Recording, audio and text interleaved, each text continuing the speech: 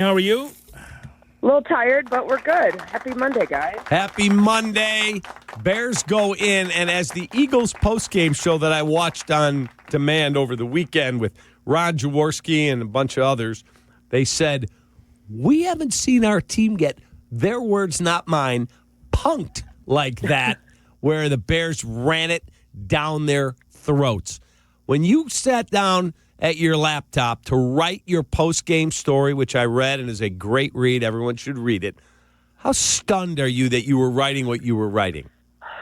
I wouldn't say stunned because I think from the very beginning of that game, like second drive for the first drive for the offense, that was a really good drive. 11 plays, I believe 94, however many yards. It obviously got past midfield.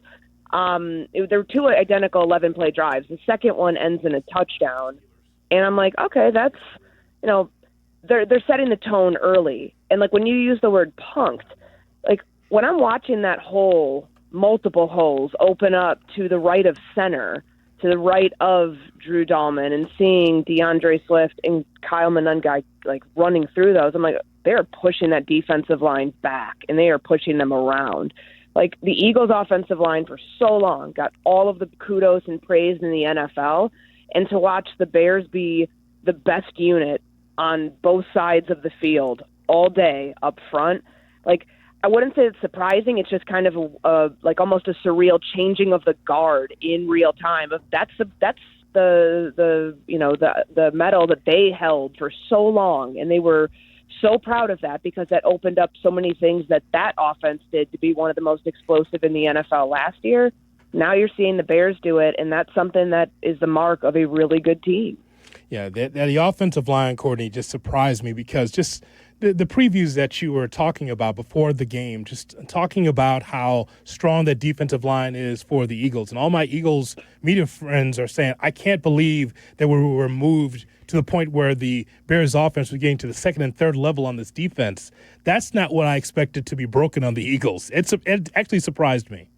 Yeah, no, I mean, they had their way. And I think just seeing how we weren't sure about this run game. Like, of course, the first 4 weeks of the season, they were one of the worst in the NFL. Now they're one of the best. And it didn't take a trade at the trade deadline for a running back that I know some Bears fans are clamoring for because they didn't feel 100% confident that DeAndre Swift and Kyle Monungai, the combination of the two, the split skill set between the two, would get them to this place. But you got to give Ben Johnson and Ryan Poles a lot of credit for remaining patient with that group because they've had a lot of injuries at running back. They have like very little depth to speak of, and there were times, I mean, you guys can remember there were times early in the season where it'd be like Britton Brown and Kyle Monungai were the only running backs at practice because everybody else was hurt. And so like early in before the season, like late training camp, early, before week one, and it's worked. And that's the most important part of this offense. I know that so much gets made about Ben Johnson and the passing game and Caleb Williams and all of the talent that they have out wide, receivers, tight ends, all the pass catchers. The foundational element of this offense is the run game. And I watched Buffalo up close yesterday because I was on the call for that game. That's why I sound like this, because it was like below freezing and windy all afternoon. But that run game, like seeing that one up close and seeing the Bears, I mean, you can see why they're 1-2.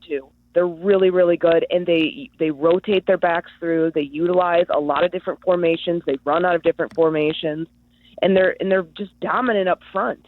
And that's something that they've been building towards for such a long time. And to see it come to fruition is it just shows you that the plan that they had, at least in terms of what Ben Johnson wanted to build, is working, and that's setting up a lot of other opportunities on offense.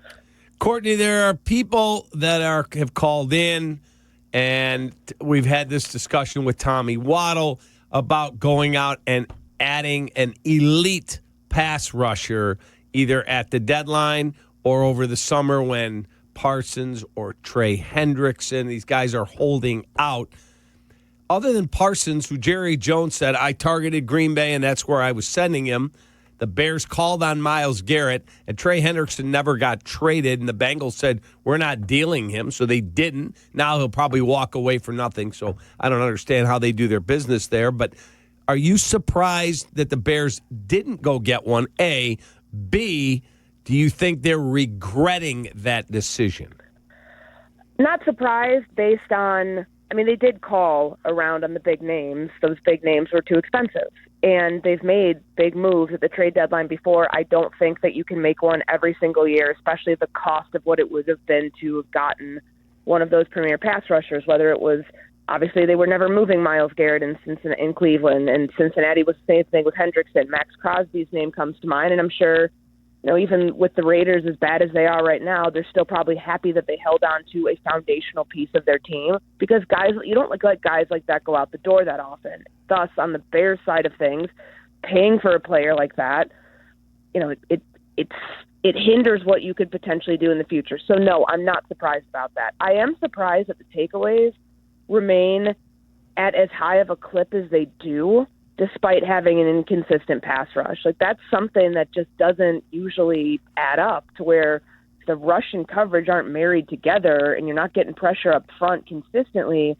The guys on the back end are having a harder time doing their job. The fact that you've got a defense that, I think it's a lot of credit to Dennis Allen to see how many dime packages they rolled out on Friday, dealing with the linebacker injury still, but keeping Saquon Barkley at bay, despite those linebacker injuries and the amount of dime that they used to create pressure, the C.J. Gardner-Johnson sack on third down, the other third down pressures that they generated to mitigate some of those issues up front.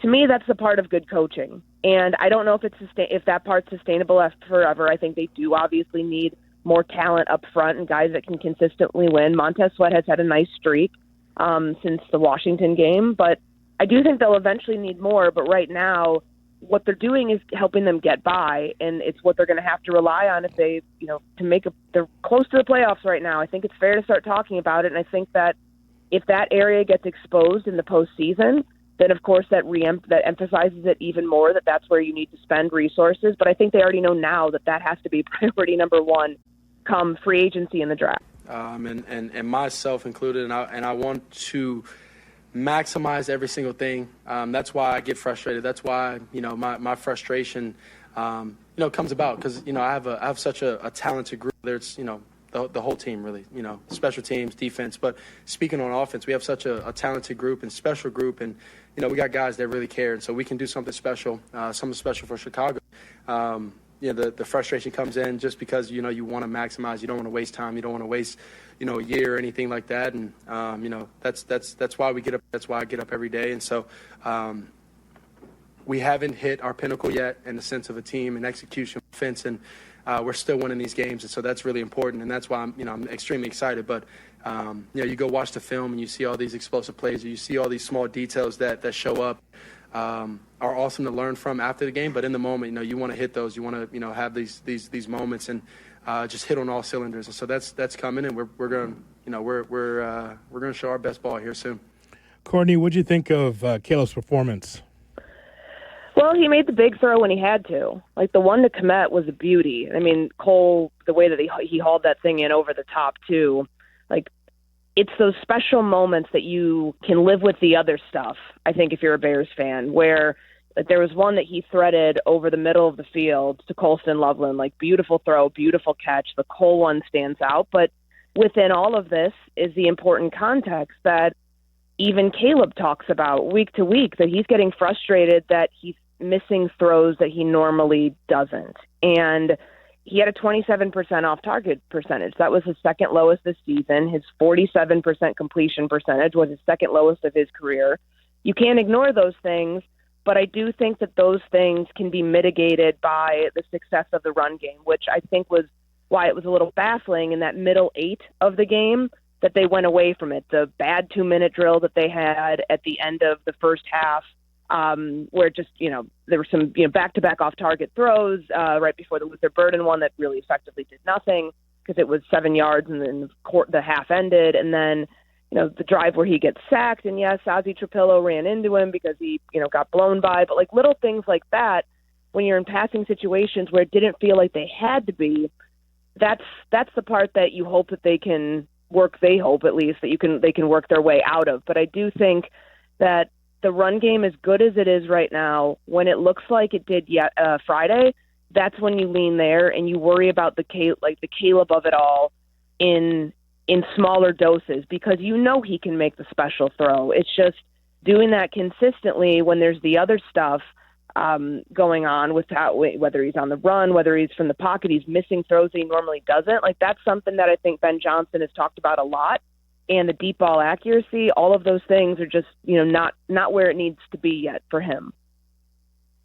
Courtney, in terms of the decision by Nick Sirianni to go for 2 when they got it to 24-15, did you agree with that, you as a football fan? And was there any discussion post-game about it? Because I did not agree with it. J.J. Watt said you guys are leaving all the emotion out of it. I know what the analytics say. Greg Olson, Shea, others all in on the analytics. Got to have more knowledge, so I need to know what I got to get.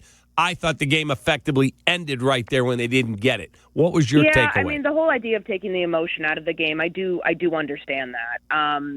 But, like, the whole thing about, like, when you're going for 2 on the first touchdown, down 15, like, the numbers don't really change on that. Like, if you fail on the 2-pointer, you're probably, kind of SOL either way, regardless of when you take it. If you choose to go for 2 there on the first one, and even if you fail, you're at least, like, you've got hope for the extra possession on the onside kick. Delaying the decision, though, like, it means you have no hope. You know what I mean? Like, if you delayed it until the second touchdown and failing, means you have no hope. Like, I don't know. To me, it's delaying risk. And, like, to my knowledge, I don't remember that coming up, not in the locker room, not in the Bears locker room where I was. Like, they were more excited to talk about Nashawn Wright and how he just spotted Jalen Hurts and where he was, holding on the football and ripped it away. Like, they were more excited about talking about those things than that decision. Like, I'm curious what Ben Johnson thought about it. Maybe it comes up today, but that was not, I think that was honestly the furthest thing from their minds, given the way that they won that game. And to win by not another nail-biting, it comes down to the final possession. Like, that's new territory for them. So they were more interested in that than the 2-point, like the Eagles' 2-point decision. Courtney, you covered the Steelers and Bills. You covered a bloody-nosed Aaron Rodgers, and someone, I think for the first time this year, said something that was kind of Aaron Rodgers, vintage Aaron Rodgers, calling out his receivers. That was something, man. That Steelers thing is going backwards since the Bear game. The fact that he's like, we deserve to get booed, and like I that was my second time in Acrisure Stadium since 2017. Like, I haven't been there that often. The teams that I've covered just have not played in Pittsburgh much. And I was walking off the field, and these 2 older gentlemen who were had photographer vests on were talking to themselves, and I overheard one of them say, I've been doing this 30 years. I've never heard them boo during Renegade. And that was telling. And it was, that's obviously that's their pump up moment in the fourth quarter, which I'm sure most NFL fans know, just knowing the history of the Pittsburgh Steelers. They were fire Mike Tomlin chants that I heard, which was just, it's appalling when you think about the amount of success that team has had over history. But the fans know this is not a good team. Like, it's a team that might win the AFC North because the AFC North is bad. And it's not sustainable because this feels like wild card weekend, that Saturday night game, we're talking about the Pittsburgh Steelers losing once again.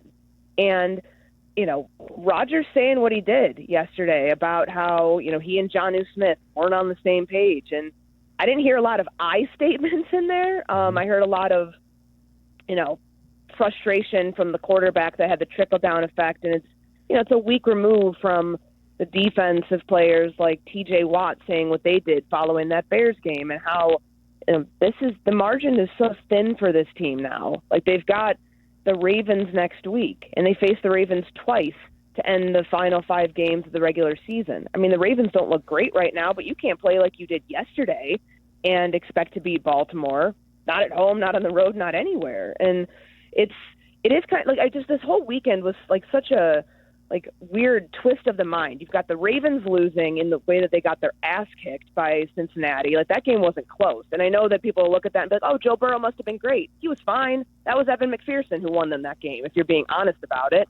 But then it's the Chiefs losing, and the Cowboys all of a sudden might be good. They might be vying for the 7 seed, like if they run the table. And then when you see where the Bears are and where the Eagles are, and then what happened yesterday in Pittsburgh, like I know the NFL loves its parity, but man, like to do it all at once when it's like the teams that were really good for so long are now mediocre and hovering around 500, and the ones that haven't been good historically are now the ones like the Panthers, the Bears, even with the Texans, like where they were dead in the water to start the season, and now they're one of the best teams, if not maybe the best team in the AFC, and the Broncos last night too. My God, like this is, I love this. I think it's great to see kind of the changing of guard in real time.